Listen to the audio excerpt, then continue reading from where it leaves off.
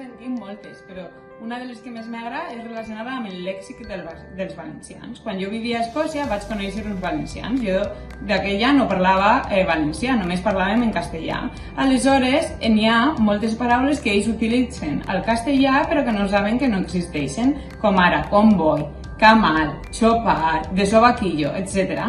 Però una molt graciosa va ser quan estàvem parlant de les tapes, perquè jo, que soc de Lleó, les tapes és una cosa que és una barbaritat allí, això és un animalà, com dieu per així, no? Aleshores estàvem parlant d'això i resulta que els valencians deien no, doncs a València no et posen ni uns cacaos.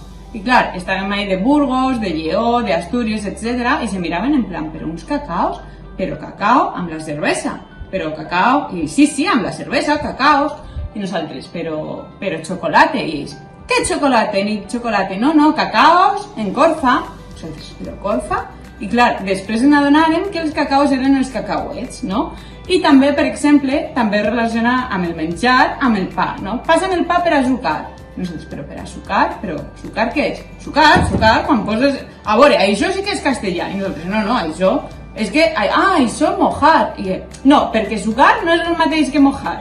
I és de veritat que ara ja per a mi tampoc és el mateix sucar que mojar, no? I aquesta és precisament la riquesa d'una llengua com la valenciana, no? Que totes aquestes paraules genuïnes del valencià ara també formen part del meu lèxic.